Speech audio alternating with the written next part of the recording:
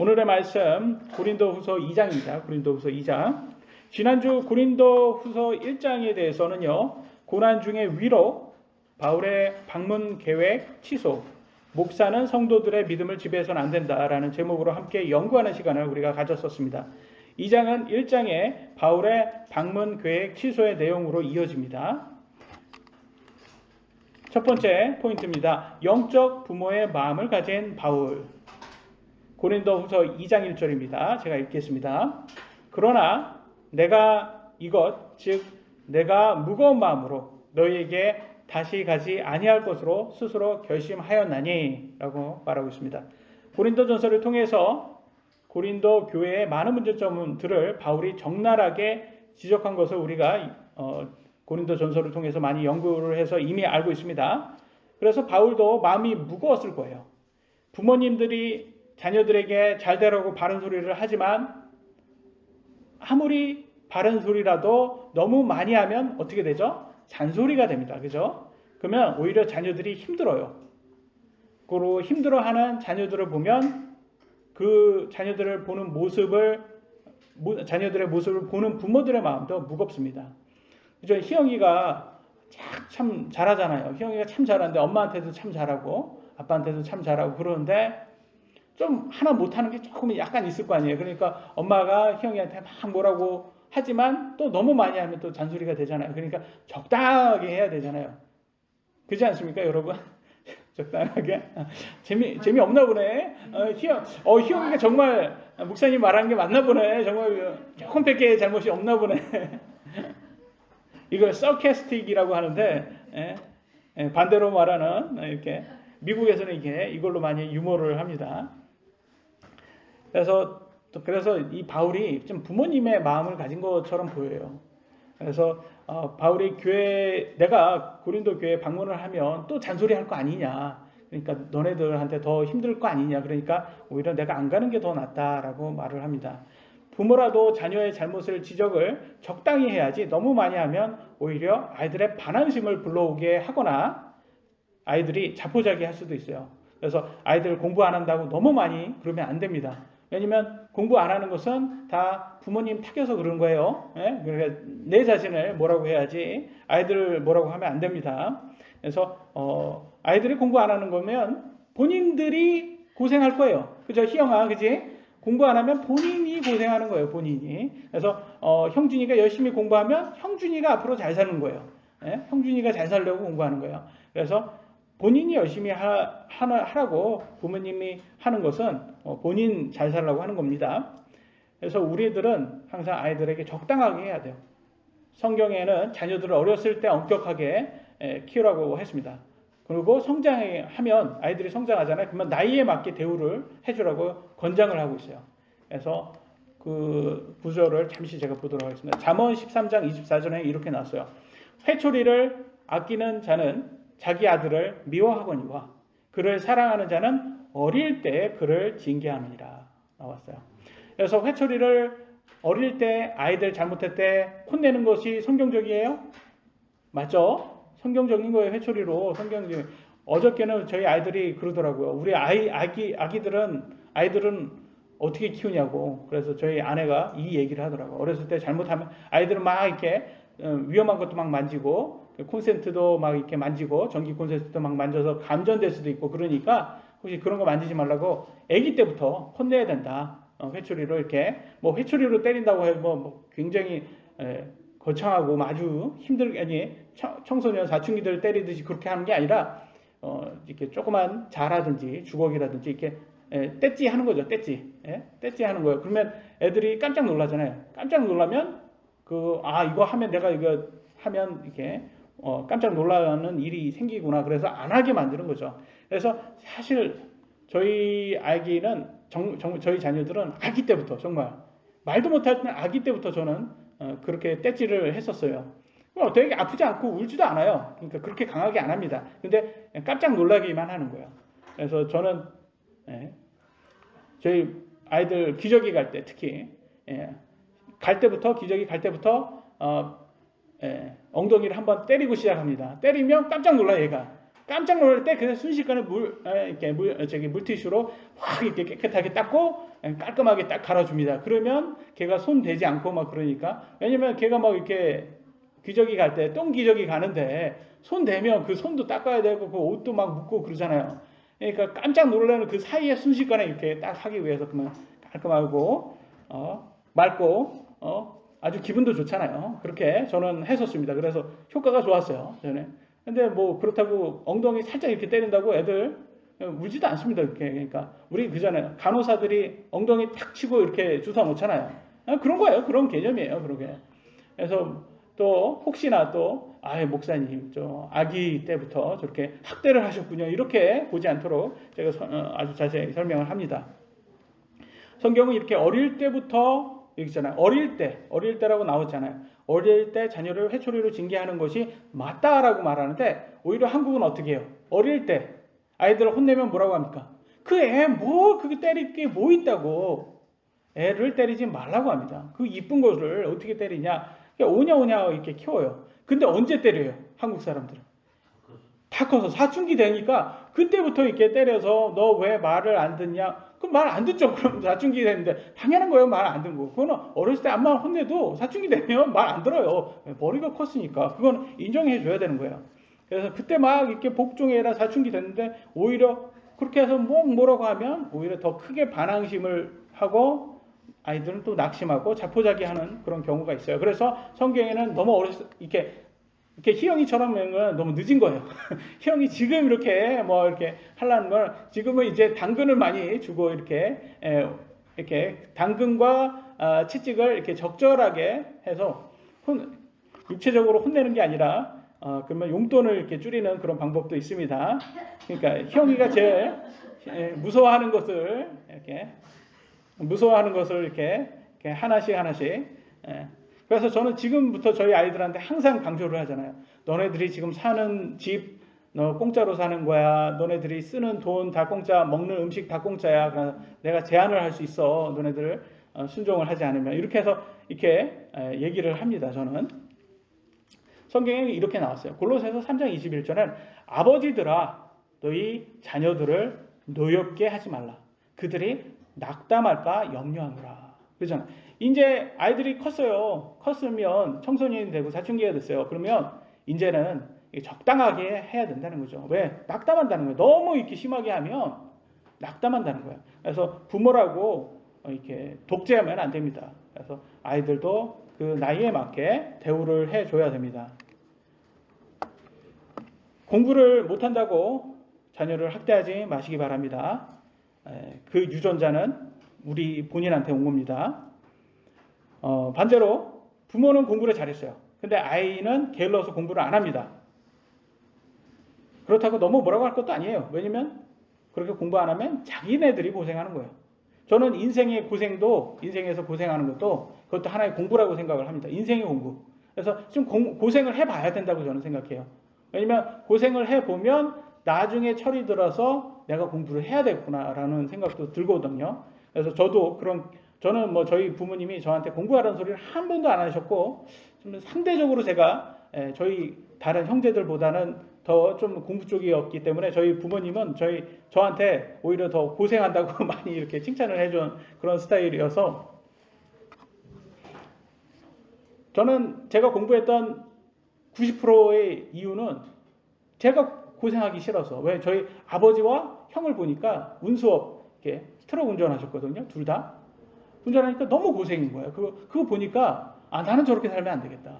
저희 아버지 지금 돌아가셨지만 이게 손 보면 이게 일을 많이 하셔가지고 그거 있잖아요. 옛날 분들 손이 막 이렇게 두껍고 막 이래 그러잖아요. 보기에 너무 이렇게 안쓰러워요.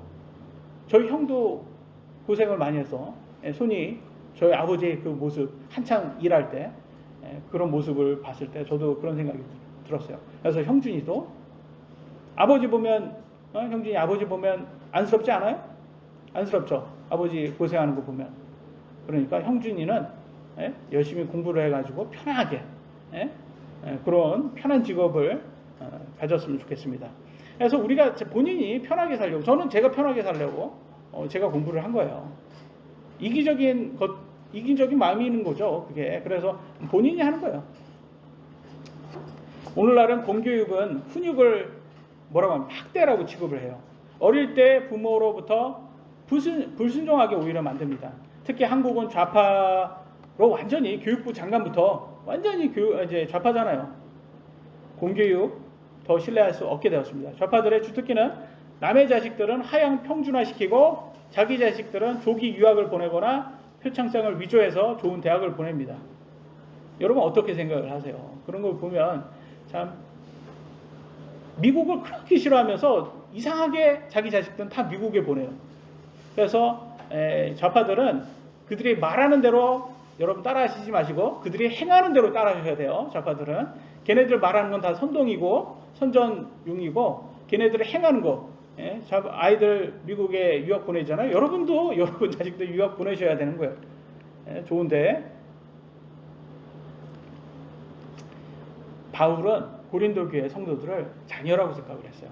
그래서 자기가 복음으로 전해서 이 나은 사람이라고 그렇게 자녀라고 표현을 합니다. 이렇게 고린도전서 4장 15절에 복음을 통하여 내가 너희를 낳았느니라. 그잖아요. 이렇게 말하잖아요. 이런 말하는 것처럼 자녀로 영적 자녀로 생각을 했다라는 거예요.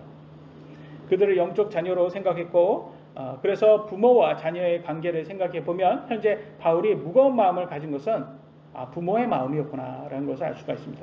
2절 보도록 하겠습니다. 2절 고린도후서 2장 2절 내가 너희를 근심하게 하면 내가 근심하게 한 바로 그 사람 외에 나를 즐겁게 할 사람이 누구이겠느냐 이렇게 말합니다. 고린도 교회의 잘못된 점을 지적하여 바울이 고린도 교회에게 근심을 주면 고린도 교회의 성도 중 잘못한 사람이 반성하고 회개해서 더 이상 죄 속에 살지 말아야 바울에게 기쁨과 즐거움을 줄 수 있다는 것입니다. 하지만 잘못 없는 고린도 교회 성도들은 어떨까요? 같은 교회라는 이유로 같이 근심을 하게 됩니다. 그렇잖아요. 바울이 잔소리같이 이렇게 자꾸 얘기하면 뭐 잘못한 사람은 죄 지은 사람은 그거 계속 들어야 되잖아요. 잔소리라도 들어야 되죠. 잘못했으니까. 그래서 빨리 회개하고 그렇게 하려고 그렇게 하는 거니까. 근데 고린도 교회에서도 말씀처럼 잘 산 사람들도 있을 거 아니에요. 그 사람들은 무슨 죄냔 말이에요. 바울이 자꾸 이렇게 힘든 소리 하면. 어떤 교회 가보면 목사님들 중에서 성도 이렇게 붙잡아 놓고 교회 신실이 왜 안 나오냐고 막 이렇게 훈계 비슷하게 잔소리를 하시는 분들이 있어요. 근데 알고 보면 지금 앉아 목사님 앞에서 말씀 듣는 분들은 다 신실하게 나오신 분들이에요. 실제 안 나온 사람은 그 자리에 없으니까 안 듣는 거 아니에요. 근데 잘 오는 사람한테 그 사람들한테 막 잔소리를 하냔 말이죠. 그죠? 그 사람들은 사실 잔소리 들을 사람들이 아니라 오히려 칭찬을 들을 사람들인데 근데 오히려 잔소리 들을 사람들은 교회에 잘 안 나옵니다. 그래서 여러분 군대 이제 가보신 형제님들은 아시겠지만 이 고문관이 잘못을 하잖아요. 뭐 연대 책임이라고 해서 같이 얼차려를 같이 받아요. 그런 것처럼 이게 굉장히 그거보다 억울한 게 없거든요. 내 잘못도 아닌데 이렇게 막 이렇게 질책이나 질타를 받으면 그런 것처럼 사도 바울도 같은 입장이지 않았을까 그래요. 왜냐면 잘못한 사람이 따로 있는데 내가 잔소리 계속하면 이 잘한 사람들도 더 근심하지 않겠냐. 그래서 오히려 내가 교회에 방문하지 않는 것이 더 좋을 고린도 교회한테는 더 좋다라고 이렇게 얘기합니다. 그 설을 3절에서 계속 얘기합니다. 내가 바로 이것을 너희에게 쓴 것은 내가 갈 때 마땅히 기쁨을 얻어야 할 사람들로부터 근심을 얻지 아니하려 함이었노라. 나는 너희 모두에 대하여 확신하되 나의 기쁨이 너희 모두의 기쁨인 줄로 확신하였노라. 바울의 기쁨은 고린도 교회가 하나님 말씀대로 바르게 신앙생활하는 것이었습니다. 고린도 교회에서 죄를 지은 사람들이 자신의 죄를 회개하고 하나님 앞에서 바르게 된다면 바울에게 기쁨을 줄 뿐만 아니라 고린도 교회 전체의 기쁨이 된다고 바울은 확신합니다. 그잖아요. 이 죄 지은 사람이 회개를 하면 다른 모든 성도들도 다 기쁠 수밖에 없어요. 왜냐하면 교회가 바로 서기 때문에. 4절 보니까 이렇게 나왔어요. 내가 마음이 몹시 괴롭고 아파서 많은 눈물로 너희에게 썼나니 이것은 너희가 근심하게 하려 함이 아니요 오직 내가 너희에게 더욱 넘치게 베푸는 사랑을 너희가 알게 하려 함이라. 고린도전서를 쓸 때 그들의 많은 영적 문제들 때문에 바울은 몹시 괴롭고 아파서 많은 눈물을 흘리면서 서신을 썼다고 합니다. 하지만 서신을 쓴 이유, 그들에게 근심을 주기 위함이 아니고 하나님의 넘치는 베푸는 사랑으로 고린도 교회가 다시 회개할 수 있는 기회를 주고자 했다고 이렇게 설명을 해주고 있습니다. 그렇잖아요. 바울이 좀 이렇게 잔소리 같이 이렇게 얘기하면, 책망을 하면 인기가 별로 없어져요. 고린도 교회한테는. 사실 그렇잖아요. 여러분, 인기 있으려면, 아이들한테 인기 얻으려면 아이들이 좋아하는 것만 얘기해주면 돼요. 근데 아이들 막 이렇게 잘못된 거 지적하고 막 그러면 오히려 총대했다고 그러잖아요. 별로 인기가 별로 없습니다. 저는 어렸을 때 저희 아이들 막 이렇게 혼내고 막 그래가지고 아빠를 되게 싫어했어요. 좀 아빠를 좀 뭐 이렇게 멀리하고, 우리 아이들이 그렇게 다른 아빠들처럼 그렇게 가깝지 않았어요. 왜냐면 다른 아빠들은 혼내지도 않고 엄마가 다 혼냈으니까. 저희 집은 반대로 제가 다 혼냈고, 그러니까 되게 좀 그렇게 멀리 느끼고 되게 저를 무서워했습니다. 저희 아이들. 근데 애들이 이제 초등학교 들어가고 머리가 크면서 이제 아빠를 다 이해를 하잖아요. 그러니까 지금은 애들이 안쓰러워하더라고요. 저를 오히려 안쓰러워하고, 제가 무슨 이렇게 어디가 아프다고 하면 굉장히 걱정하고 이렇게 그러더라고요. 그런 것들을 봤을 때 제가 어렸을 때는 좀 인기가 별로 없었지만 이렇게 나이가 먹으니까 내가 했던 게, 성경대로 했던 게 그렇게 잘못된 건 아니었구나. 그래서 나중에 보상을 받는구나, 이런 생각이 들었습니다. 그래서 문제를 일으켜서 근심을 주었던 사람, 25절에는 오히려 지나치게 부담을 주지 않는다는 말을 합니다. 5절을 같이 한번 보도록 하겠습니다. 그러나 어떤 사람이 근심을 일으켰을지라도 그가 어느 정도만 나를 근심하게 하였으므로 나는 너희 모두에게 지나친 부담을 주지 아니하려 하노라. 이렇게 말을 합니다. 문제를 일으켜서 근심을 주었던 사람이 끝까지 자신의 죄를 회개하지 않고 버틴다면, 바울은 계속 근심했겠지만 고린도 교회 성도들이 죄 지은 사람들을 크게 질타했고, 죄 지은 사람 역시 자신의 죄를 회개하려 태도를 보였던 것으로 보입니다. 이런 것을 보면 여러분 어떤 생각이 들어요? 고린도 전서의 그런 질타가 효과가 있었다라는 거예요. 이렇게 막 이렇게 했던 것이 이제 고린도 후서로 이렇게 오면서 보니까, 고린도 교회가 그 사이에 많이 변하고 시작했구나. 이제 회개가 일어났구나, 우리 교회에. 그런 것을 볼 수가 있습니다. 그래서 두 번째 포인트, 용서를 구하면 용서를 하라. 이렇게 나왔습니다. 6절로 7절, 고린도 후서 2장 6절로 7절입니다. 그런 사람에게는 많은 사람에게서 이같이 벌 받은 것이 충분하니라. 이런 말을, 이 구절을 보니까 다른 성도들한테 질책을 많이 당했구나, 이런 걸 볼 수가 있어요. 그러즉 너희가 오히려 반대로 그를 용서하고 위로함이 마땅하니 혹시라도 그런 사람이 지나친 근심에 잠길까 염려하노라. 지나친 근심에 잠긴다면 어떻게 될까요? 결과적으로는 신앙을 포기하고 교회를 떠나고 더 이상 신앙생활, 믿음생활을 안 하게 되겠죠. 그럼 자포자기하기 전에 용서를 해줘야 된다는 거예요. 그래서 고린도전서에서는 어떤 사람을 주로 얘기한다고 추측이 되냐면, 음행한 사람이 있었잖아요. 고린도 교회 전서에서 음행한 사람. 이런 사람들을 사실은 바울이 어떻게 말했어요? 그 사람에 대해서 아주 무섭게 얘기했었습니다. 고린도전서에는 그 사람을 내쫓아서 사탄에게 넘겨주라고까지 냉정하게 말했는데, 이제는 용서하라고 말을 합니다. 그래서 태도가 많이 바뀐, 사도 바울도 태도가 많이 부드러워졌다는 것을 볼 수가 있어요.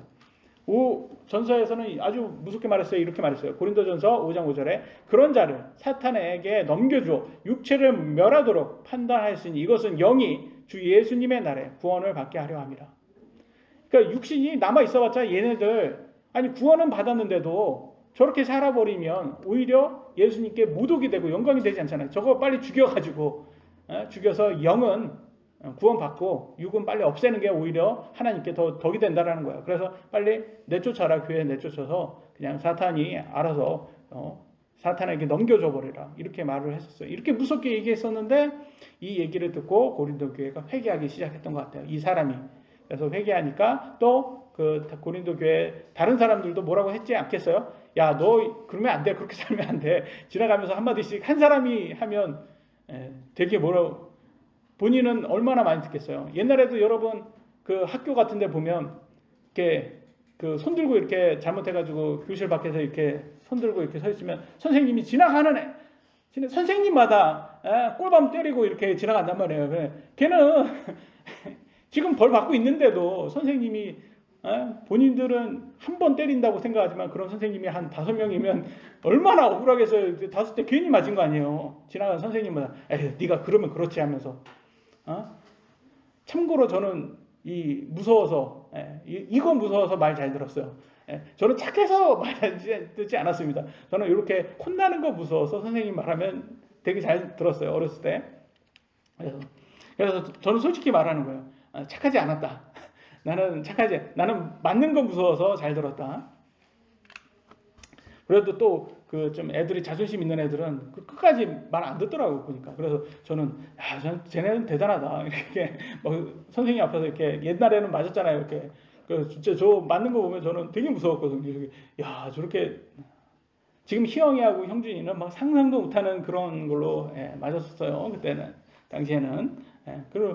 그래서 저는 오히려 이렇게 좀 그때는 좀 너무 많이 혼내서 좀 문제였지만, 그래서 그래도 적당한 그런 선이 있었으면 더 좋았지 않을까. 근데 뭐 지금은 그렇게 좀 세상이 바뀌어가지고 그럴 수가 없겠죠. 그래서 여하튼 다시 돌아와서 보니까 이 사람이 많이 혼냈다라는 것을 알 수가 있어요. 그러니까 이제는 용서해 줘라라고 나와 있어요. 그래서 성경에서는 예수님이 이렇게 누가 용서를 구하면 항상 용서를 해 주라는 얘기를 많이 하셨어요. 그죠?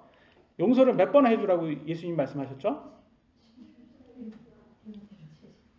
그러니까 490번. 그래서 그걸 이렇게 말씀하셨어요. 마태복음 18장 21절로 22절. 그때 베드로가 그분께 나와 이르되 주여 내 형제가 내게 죄를 지으면 내가 몇 번이나 그를 용서하리까? 7번까지 하리까? 하매 예수님께서 그에게 이르되 내가 내게 이르니 7번까지가 아니라 70번씩 7번까지 하라. 그래서 70 곱하기 7 그래서 490번. 그러니까 491번째부터는 용서하지 않아도 돼요. 맞아요? 형준이? 맞아요? 아니죠. 틀린 거죠. 491번째부터 용서하지 않는 게 아니라 계속 용서하라는 거예요. 그거는. 왜 490번까지 용서할 일이 어디 있어요? 그런 사람 있어요, 여러분? 490번 용서해 본 적 있어요? 용서 못 하잖아요. 우리 7번도 대단한 거예요. 7번 용서한 것도. 그러니까 베드로가 사실은 아마 제 생각은 속으로도 내가 7번 정도 용서했으면 이거 인심 많이 쓴 거야. 그렇게 생각했을 거예요. 그러니까 예수님께서 7번이 아니라 7번 곱하기 70. 그러니까 말도 안 되는 소리인 거죠. 근데 예수님은 그래 용서 구하면 무조건 다 용서를 해라. 이렇게 말씀을 하십니다. 근데 예수님 이상하게 예수님을 안 믿는 사람은 용서를 받지 못하고 지옥에 간단 말이에요. 그죠? 그 말은 뭐예요? 용서를 안 받았다라는 것은 즉 얘는 어떤 사람은 용서를 안 구한다는 거죠. 그래서 예수님을 믿는다는 게 용서를 구하는 거기 때문에 이 용서를 끝까지 안 구하는 사람은 용서를 받을 수도 없구나라는 것도 알 수가 있습니다. 그래서 용서는 구해야 돼요. 근데 괜히 용서도 안 구하는 용서 구할 마음도 없는 사람한테 용서해라. 그것도 좀 그런 것 같아요. 저는 그잖아요. 용서를 구해야죠. 용서를 구할 마음. 밀양이라는 영화가 있어요. 여러분 보신 분이 있는지 모르겠는데 그 아이를 납치해서 죽였어요. 그 살인자죠. 감옥에 있어요. 그러니까 이 사람이 근데 엄마가 구원을 받았어요. 나중에. 그래서 이제 큰 마음 먹고 이제 용서를 해야 되겠다. 그 살인자를. 그래서 감옥에 찾아갔어요. 그러니까 그 감옥의 살인자가 뭐라는지 아세요? 나 이미 용서받았다. 나 예수님 믿어가지고 나는 이제 용서받았다. 이러는 거예요. 그러니까 이 엄마의 입장에서는 얼마나 억울하겠어요.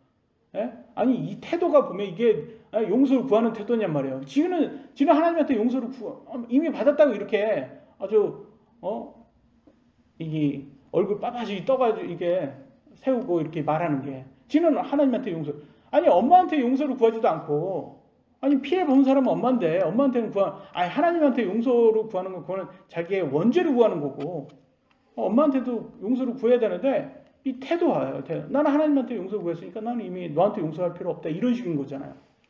이런 사람은 용서를 못 받죠. 그래서 밀양이라는 그 영화를 보면서 이 좌파들이 이걸 이용해 먹어요. 이게 기독교다. 너네들이 이게 뭐냐? 이 살인자가 이렇게 용서만 구하면 이게 천국 가는 이런 그거는 구원파죠. 그거는 성경적인 그 진정한 그 용서받은 사람이 아니에요. 성경적으로 정말 하나님을 믿고 그랬으면 살인한 것에 대해 자기 과거에 대해 회개할 수 있고 그 사람 피해자들에게 정말 마음껏 용서를 할 수 있는 그런 태도가 있어야 되는데 그 사람은 없잖아요. 그 진정한 용서를 받은 사람이 아니라는 거죠. 그러니까 용서를 구하는 것도 그 믿는 사람의 그 열매인 거죠. 그래서 뭐 우리가 밀양에 가깝잖아요. 그러니까 밀양이라는 게 좀 괜히 좀 영화 가까이 느껴지는데 그게 사실은 그게 좀 어떻게 보면 적그리스도적인 내용인 거예요. 이게 기독교가 이렇다 이런 것을 걔네들이 이제 하고자 하는 거죠. 이런 식의 근데 그 잘못된 구원을 가지고 기독교를 그렇게 아주 비판하려고 하는 사람들이 많습니다. 그래서 용서는 구해야 되는데 용서를 구하는 사람은 용서를 해야 된다. 용서를 우리가 해야지 오히려 하나님한테도 우리가 용서를 받는다라고 합니다. 그래서 마태복음 6장 14절로 15절에 이렇게 나왔어요. 너희가 사람들에게 그들의 범법을 용서하면 너희 하늘 아버지께서도 너희를 용서하시려니와 너희가 사람들에게 그들의 범법을 용서하지 아니하면 너희 아버지께서도 너희의 범법을 용서하지 아니하시리라 라고 나왔어요. 그러니까 우리도 하나님께 용서를 받기 위해서는 다른 사람의 용서를 범법을 용서를 할 수 있는 사람들이 되어야 합니다. 특히 이렇게 자녀들 중에서는 아버지와 특히 아들들은 아버지와 화해를 잘 못하는 아들들이 있더라고요. 나중에 커서 뭐 옛날 아버지의 그 좀 약간 독재적인 그런 아버지들 있잖아요.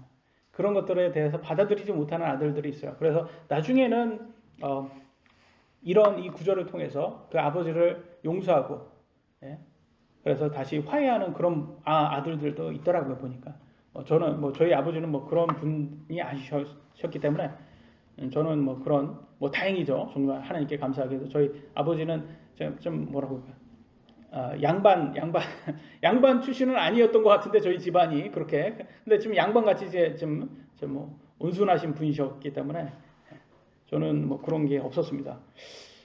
그런데 이런 것을 봤을 때 사실 누가 여러분한테 잘못하면 용서하기 쉬워요? 너무 어려워요 이게. 특히 자기 남편은 또 남의 편 아닙니까? 또 남편이 잘못할 때 그 용서하기가 쉬운 게 아니에요. 그런데도 불구하고 여러분 하나님의 은혜로 용서를 하셔야 합니다. 용서를 또 그렇게 용서도 하시고 그러면 또 그들도 바뀌겠죠. 태도가 바뀌겠죠. 근데 또 다행히도 여기 계신 분들의 남편들은 또 그렇지 않을 거라고 저는 믿습니다. 저는 사실 저희 아내한테 아내의 눈치를 많이 제가 보는 입장이다 보니까 제 아내가 좀 뭔가 좀 문제가 있으면 저는 바로 이렇게 숙이고 들어갑니다. 이렇게 숙이고 들어가고 그렇게 하고 이제 보면 제 아내도 제가 또 본인이 잘못하면 굉장히 또 용서를 잘 구하더라고요. 용서를 잘 구하는 사람이 일단 돼야지 될 것 같아요. 그리고 또 용서를 잘하는 사람도 되셔야 합니다. 그래야지 하나님께 용서를 받을 수 있기 때문에. 다시 본문으로 들어가겠습니다. 후서 2장 8절로 9절입니다. 그러므로 내가 너희에게 간청하노니 너희는 그를 향한 너희의 사랑을 확증하라. 너희가 모든 일에서 순종하는지 너희의 증거를 알기 위해 내가 또한 이런 목적으로 너희에게 썼노라. 그러니까 용서해라. 용서하는 것이 그게 사랑이다라는 것을 보여주는 거죠. 고린도 전서와 후서 사이에 고린도 교회에 많은 변화가 있었다는 것을 알 수 있습니다. 죄 지은 사람들의 잘못이 드러났고 이후 다른 성도들로부터 많은 질타를 받았고 교회는 바르게 변화하기 위해 많이 노력한 것으로 보입니다. 그래서 바울도 태도가 변했어요. 전서와 굉장히 많이 변하고 아주 좀 부드러워졌다는 것을 볼 수 있습니다. 우리는 완벽하지 않기 때문에 누구나 죄를 지을 수 있습니다. 하지만 그 후 어떤 자세를 취하냐가 더 중요한 것 같습니다. 자신의 죄를 인정하고 변화하려고 한다면 하나님으로부터 얼마든지 용서를 받을 수 있는 반면 좌파 내로남불처럼 그 어느 정부 때보다 더 많은 거짓과 부패 속에 살았어도 끝까지 자신들은 적폐가 아니라면서 우기는 것을 보면 그런 사람들은 아예 잘려나가는 것이 더 도움이 된다는 것을 알 수가 있습니다. 10절로 11절 계속 이어보겠습니다. 너희가 누구에게 어떤 일을 용서하면 나도 용서하노라. 만일 내가 누구에게 어떤 일을 용서하였다면 내가 그것을 용서하는 것은 그리스도를 대신하여 너희를 위해 한 것이니 이것은 사탄이 우리를 이용하지 못하게 하려 함이라. 우리는 그의 계략들에 대해 무지하지 아니하노라. 사탄이 무슨 짓을 한다는 거예요?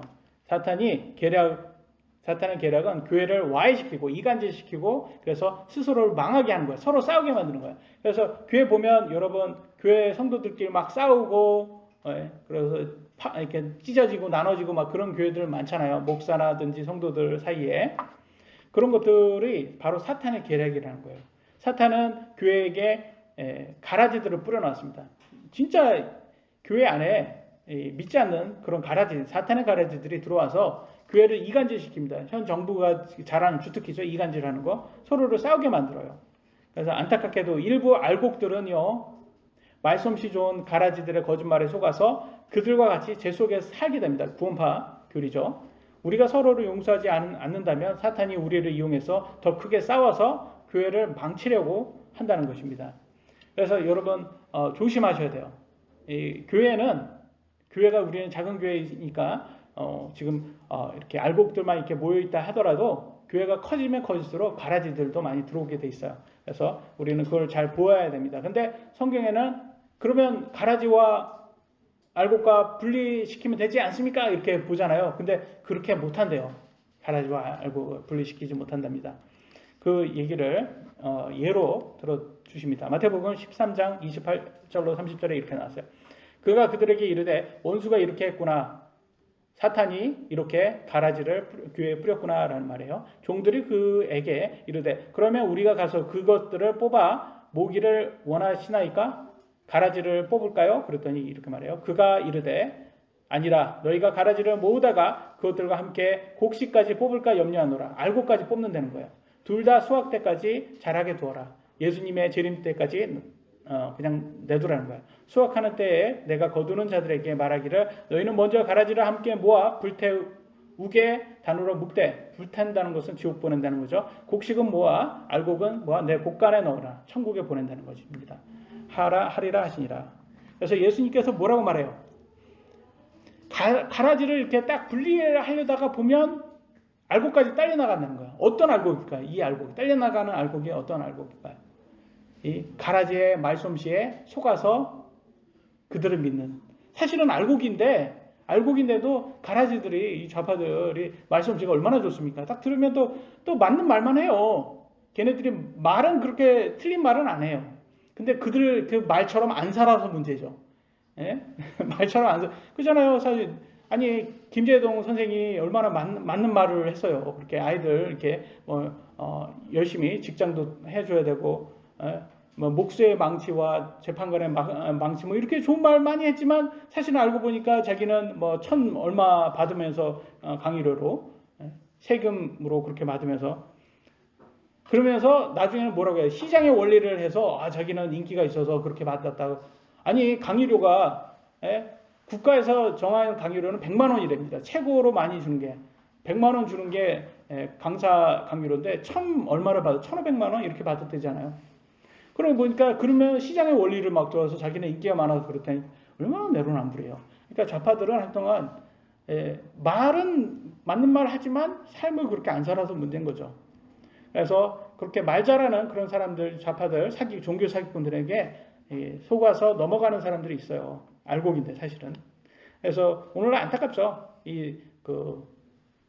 신천지 같은데 그런데 이렇게 들어간 사람들 중에서 사실은 알곡인데 하나님의 말씀을 많이 연구하고 싶어서 이렇게 하다 보니까 기성 교회들이 하나님의 말씀을 잘 안 가르쳐 주는 거예요.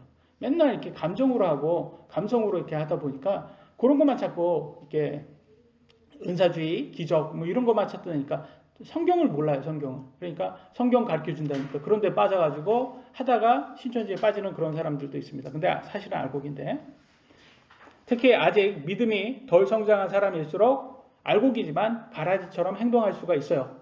그렇지 않습니까? 아직 믿음이 덜 성장해서. 근데 수학 때 곧 예수님의 재림 때까지 기다려야 진짜 알곡인지 가라지인지 알 수가 있다는 거예요. 우리 교회도 코로나 이전에 여러분 생각나요? 2020년 초창기 때 그때는 우리가 교회 시작한 다음에 제일 많이 모였어요. 그죠? 교회가 2배 이상으로 모였던 것 같아요. 근데 지금 코로나가 딱 터진다면서 절반으로 이렇게 쭉 줄더니 안 나오신 분들이 더 많아졌어요. 그럼에도 불구하고 끝까지 가봐야 된다는 거예요. 끝까지. 예, 그래서 만약에 그분들도 코로나 이후에 다시 온다면 우리는 또 친절하게 받아줘야 합니다. 왜냐면 교회 사탄은 교회가 이간질하고 서로 싸우고 이렇게 하기를 좋아하지만 우리는 그걸 간파하고 교회가 서로를 용서하는 게 그게 하나님께 기쁨이 된다는 것을 알 수가 있기 때문입니다. 이제 마지막입니다. 포인트 세 번째, 복음 선포의 문이 열렸다.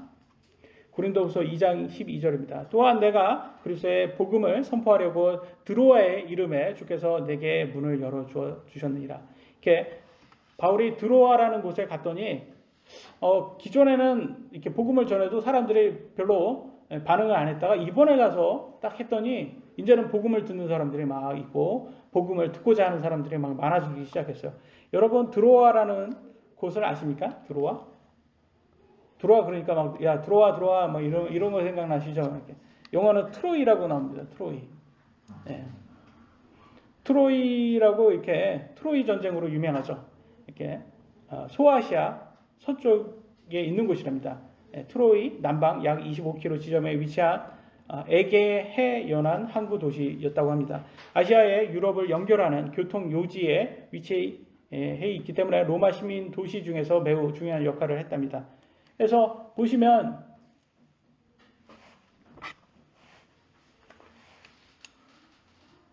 여기가 드로이잖아요. 예? 여기가 드로이. 여기는 소아시아잖아요. 아시아, 소아시아. 여기는 유럽, 그리스 유럽. 그래서 그 지점이에요. 유럽을 드로아를 지난다는 것은 유럽으로 간다는 뜻이에요. 그래서 그 유럽의 그 바로 직전 지점이라 거기가 유명했던 곳이라고 알 수 있습니다. 그래서 사도 바울이요 2차 여기는 2차 때예요. 2차 때도 드로이 갔었잖아요. 이때는 복음이 열리지 않았었답니다. 근데 3차 때 갔을 때는 이번에는 사람들이 복음을 듣기 시작했답니다.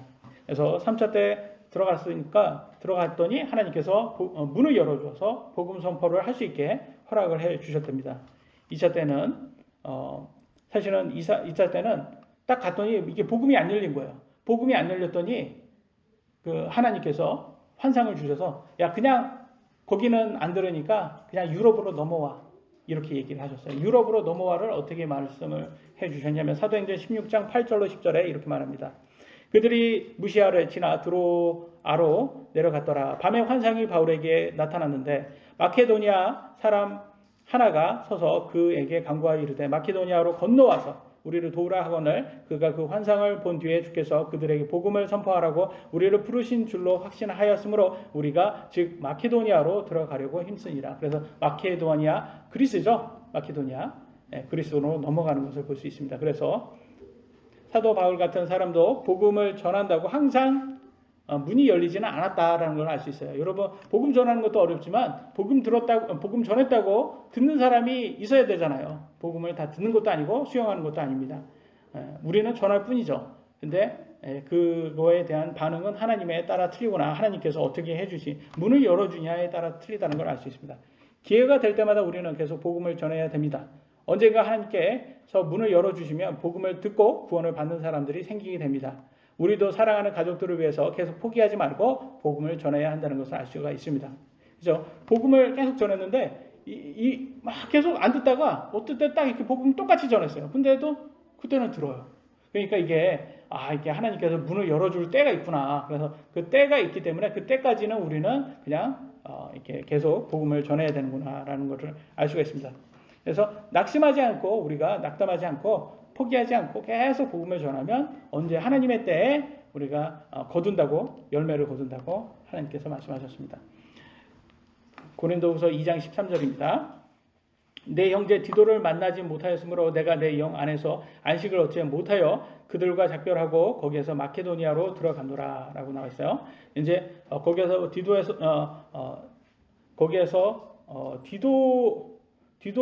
디도라는 사람이 누구냐면 사도 바울이 전도하여 제자로 삼은 이방인 그리스 사람이죠. 그래서 제자면서 바울의 복음의 동역자였습니다. 그는 바울을 대신해서 고린도를 방문하여 고린도 교회의 문제를 해결하였고 여기에서는 디도를 만나지 못해서 바울이 안식을 얻지 못했다 합니다. 근데 사실은 마케도니아로 이게 들어갔어요. 마케도니아로 이렇게 들어간 다음에 디도가 바울을 찾아옵니다. 그래서 거기 고린도 교회에 기쁜 소식을 전했다고 합니다. 그래서 나중에는 위로를 얻었다고 합니다. 그 나중이 바로 7장에 나옵니다. 고린도후서 7장 5절로 6절에 우리가 마케도니아에 이르렀을 때 우리 육체에 안식이 없었으며 우리가 사방에서 고난을 당하여 밖에는 싸움이 있었고 안에는 두려움이 있었노라. 그럼에도 불구하고 낙담한 자들을 위로하시는 하나님께서 디도를 오게 하사 우리를 위로하시되. 그래서 디도가 와서 어떤 말을 했겠어요? 고린도 교회가 회개하기 시작했습니다. 고린도 교회가 변하기 시작했어요. 그럼 얼마나 위로가 돼요? 고린도 교회가 복음을 받아들이기 시작했어요. 그래서 복음대로 복음을 받아들이는 사람들이 더해지고 교회에 더해지고 복음대로 살려는 사람들이 더 많아지기 시작했어요. 이렇게 하면 디도가 전했겠죠. 그러니까 큰 위로를 받았겠죠. 사도들이. 디도 하면 또 디도서가 생각나죠. 예, 디도서. 디도서는 바울이 디도에게 준 서신이에요. 디도가 어디에 있을 때? 크레테 섬의 감독으로 있을 때, 목사로 있을 때 목회 지침입니다. 목회에서 목회 서신이라고 이렇게 부릅니다. 아주 세 장으로 짧은 서신인데요. 디도서는 감독, 곧 목사의 자격, 거짓 교사를 향한 경고, 성도 양육에 필요한 지침, 성도의 바른 대인 관계와 사회생활을 위한 조언, 신학적으로 매우 중요한 주제들과 성도들을 바른 생활에 관한 실천적 측면에서 잘 나와 있는 서신이라고 말을 합니다. 그래서 디도서를 우리가 많이 보셨죠? 그래서 디도는 아주 익숙하실 거라고 생각이 됩니다. 2장 14절을 보도록 하겠습니다. 항상 우리를 그리스도 안에서 승리하게 하시고 우리를 통해 모든 곳에서 그분을 아는 냄새를 풍기게 하시는 하나님께 이제 감사하노라. 그래서 여기에는 풍기는 냄새라고 해서 여러분 풍기는 냄새 그러면 약간 향기가 아닌 것 같아요. 그래서 저는 향기라고 얘기하고 싶어요. 크리스천은 어디를 가든지 예수님의 향기를 풍기는 사람이 되어야 합니다. 크리스천이라는 단어가 크라이스트 라이크잖아요. 예수 그리스도를 닮은 사람이라는 뜻이에요. 그 말은 예수님의 말씀과 동일한 것을 말하고 예수님이 추구하는 복음 사역을 이어가는 사람이라는 거예요. 영적으로 성장할수록 우리는 더욱 예수님을 닮아가고 예수님의 향기를 풍기는 사람들이 되어야 합니다. 그래서 하나님께 감사할 수 있습니다. 15절로 16절. 15절로 16절은 다 같이 한번 읽도록 하겠습니다. 시작. 우리는 모험하는 자를 가운데서나 멸망하는 자를 가운데서나 하나님을 향한 그리스도의 향기로운 냄새니 한 부류에게는 우리가 사망에 이르는 사망의 냄새요 다른 부류에게는 생명에 이르는 생명의 냄새니라. 누가 이라는 이들을 감사하리요. 아멘. 사도들이 전하는 복음을 믿지 않은 세상 사람들에게는 사망의 냄새죠. 그 복음이라는 게. 근데 구원받은 사람들에게는 복음은 생명의 냄새입니다. 이단 교주들은 그들의 교리를 전해서 호화롭게 살지만 사도들은 열심히 복음과 하나님의 교리를 전했지만 힘들게 살았어요. 왜? 핍박을 많이 받았기 때문에. 그래서 세상 사람들이 보기에는 제일 어떻게 보면 비참한 사망의 냄새처럼 보일 수 있었어요. 이 사도들의 삶이. 왜 저렇게 힘들게 고난을 겪으면서 저희 복음을 전할까 이렇게. 그렇지만 그게 천국에 가면 하나님께서부터 어떻게 하시겠습니까? 사도들을 가장 높은 자리에 올리시고 그 합당한 보상을 주십니다. 누구든지 하나님 말씀을 믿고 예수님의 복음의 사역에 참여하여 하나님의 하늘에 보물을 쌓으면 그것에 합당한 보상을 반드시 받게 될 것입니다.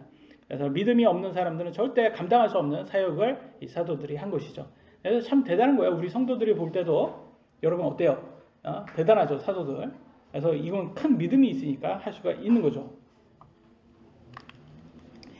2장 17절 고린도서 우리는 하나님의 말씀을 부패시키는 많은 사람들과 같지 아니하고 오직 진실함에서 난 자같이 하나님에게서 난 자같이 하나님의 눈 앞에서 그리스도 안에서 말하노라. 아멘. 오늘날 많은 사이비 이단 교주들 보면 하나님의 말씀을 부패시키고 자신들이 예수님의 자리에 앉아서 자기들이 지어낸 거짓말로 많은 사람들을 속여서 예수님께 드려야 할 영광을 가로채서 자기들이 호의호식하고 있습니다. 맞죠? 네. 하지만 하나님은 아무도 속일 수 없고 조롱할 수 없는 분이라고 하셨습니다. 하나님께서 하나님의 말씀을 부패시키고 사람을 속이고 종교 사기꾼들을 사람을 속였던 이 종교 사기꾼들은 그래 놔두지 않는 거예요. 예뻐하실 일이 없어요. 그들의 불법은 충만하게 될 때 기다렸다가 더 크게 멸망시킨다고 했어요. 여러분 누구 이렇게 잘못한 사람 뭐라고 해요? 세상 사람들 귀신은 뭐 하나 몰라? 저놈 안 잡아가고 그런 말 하죠. 그러면 우리 크리스찬들도 그런 말 좀 하고 싶지 않아요? 저 그리스도고 막 아주 종교 사기꾼 딱 있으면 저 신천지 종교 이단 같은 보면 하나님 저런 사람은 왜 안 데리고 갈까 이런 생각이 들잖아요. 근데 이걸 보셔야 돼요. 그들을 가만히 놔둔 이유가 예뻐서가 아니에요. 왜? 그들의 더 크게 멸망시키고 더 크게 아주 더 큰 벌을 주기 위해서 그들의 악이 더 충만할 때까지 기다리는 거예요. 한 예를 보여드릴게요. 창세기 15장 16절에 이렇게 나왔어요. 그들은 네 세대 만에 여기로 다시 오리니, 무슨 이스라엘 백성이에요. 이집트 갔다가 네 세대 지나서 다시 약속의 땅으로 들어온다는 거예요. 이는 아모리 족속의 불법이 아직 충만하지 아니하기 때문이라 하시니라. 그러니까 이집트 들어가기 전에 이스라엘 백성들이 야곱의 자손들이죠. 야곱의 자손들이 통해서 거기에서 그냥 있다가 바로 아모리 족속, 약속의 땅에 있는 아모리 족속을 이렇게 딱 그들을 다 죽여버리면 좋잖아요. 근데 하나님께서 뭐라고 해요?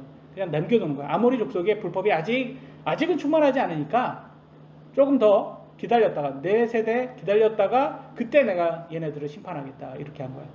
왜? 더 크게 심판하기 위해서. 그래서 하나님께서의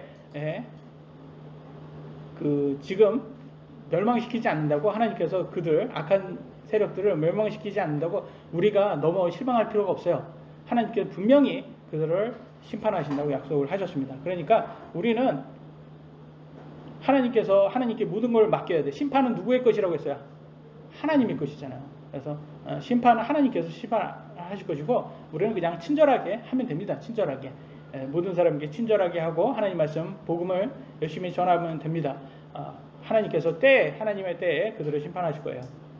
예수님께서 아직도 재림하지 않은 이유도 하나님의 말씀을 부패하는 사람들, 그들의 불법이 충만하지 않기 때문에 그들이 충만해지면 더 크게 멸망시키기 위해서 기다리시는 거고, 또한 동시에 아직 구원받지 못한 미래의 알곡들 있잖아요. 그들은 아직 복음을 받아들이지 못했기 때문에 구원받지 못한, 사실은 알곡인데 천국에 갈 사람들인데, 그런데 그들을 위해서 하나님께서 은혜로 기다리는 것입니다. 복음을 믿고 구원받아서 더 많은 사람들이 천국에 가면 이방인의 수가 충만해진다 했잖아요.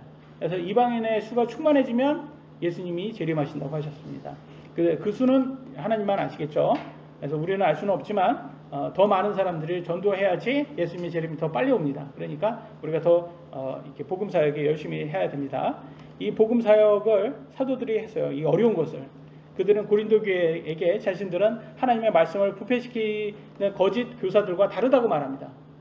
선택은 각자가 하는 것입니다. 어떤 사람들은 거짓 교리들이나 거짓 종교, 철학을 믿을 것이고 어떤 사람들은 성경 말씀대로 바른 교리를 믿을 것입니다. 선택은 자유이지만 자신의 선택에 따른 결과는 자신이 책임져야 합니다. 저와 저희 가족들은 하나님의 말씀을 부패시키는 사람들과 상종하지 않고 하나님의 말씀을 지키는 복음의 사역에 참여하기로 선택을 했습니다. 물금침례교회 성도 여러분들도 오직 하나님 말씀을 지키시고 복음 사역에 참여하셔서 그리스도의 향기를 풍기는 크리스천 되시기를 예수님의 이름으로 기도드립니다. 여기까지 하도록 하겠습니다. 기도하시겠습니다.